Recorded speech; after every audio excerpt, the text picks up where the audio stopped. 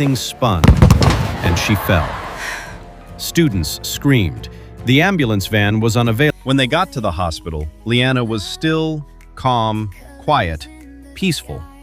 She looked like she was simply resting after a long day, not like someone who had collapsed minutes earlier. Her breathing was steady now. The doctors had stabilized her. Mr. Gregg never left her side. He stood there the entire time, watching every movement, every machine, every sign that she was okay. His jaw was tight, but his eyes were soft. He had been with her from the moment he carried her out of the gym until now. When the doctors finally confirmed she was completely stable, he stepped outside and told his secretary, "Call her mother." Mr. Gregg and Mrs. Camille Duval had never met before. He knew her name very well. She was one of the biggest donors to his school. Huge amounts of money, facilities, renovations, scholarships. But she had never once stepped into the school. She never attended events, never came for activities. Drivers brought Leanna to school and took her home. Caregivers showed up for meetings. Camille avoided public attention as much as possible. She trusted the system. She trusted that Leanna was safe. And Leanna understood why. When Mrs. Camille Duval received the call, she was in her office. The moment she heard "hospital," everything stopped. Her heart dropped. She didn't wait for details. She didn't wait for explanations. She rushed out of her office like she was about to lose her mind. Mrs. Camille Duval cared deeply for Leanna. Leanna was her perfect jewelry, her rarest diamond, her entire world. And behind that love, there was a hidden secret.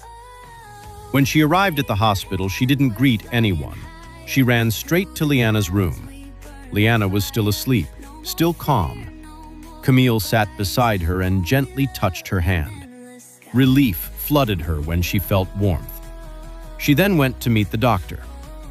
It was weakness, the doctor explained. She collapsed from exhaustion and low intake. She'll be discharged soon. Camille nodded, composed as always, put together, controlled. Then she turned to Mr. Gregg. For the first time, they stood face to face. She thanked him for acting fast, for not being incompetent, for not waiting. Her tone was calm but sincere. Mr. Gregg was surprised. He had expected a cold billionaire. Instead, he saw a mother. And then something unexpected happened. "Dinner?" she said. The word surprised even her. She didn't normally do things like that, but gratitude pushed it out.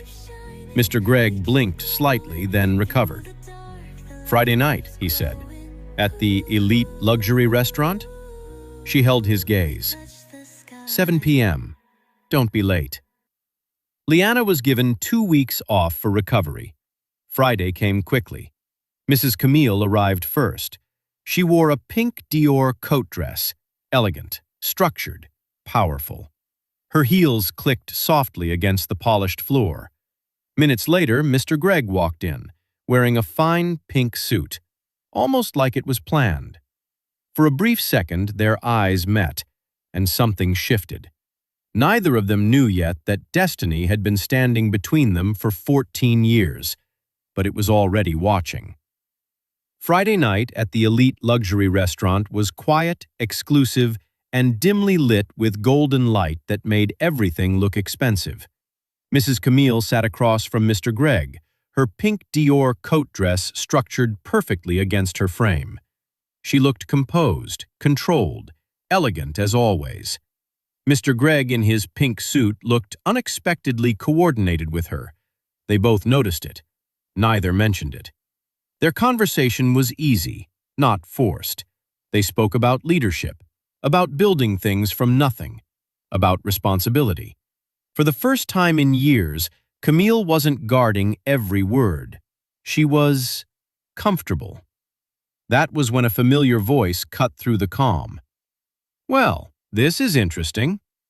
Mr. Oleo stood a few steps away, dressed in a dark tailored suit, hands calmly in his pockets, but his eyes sharp.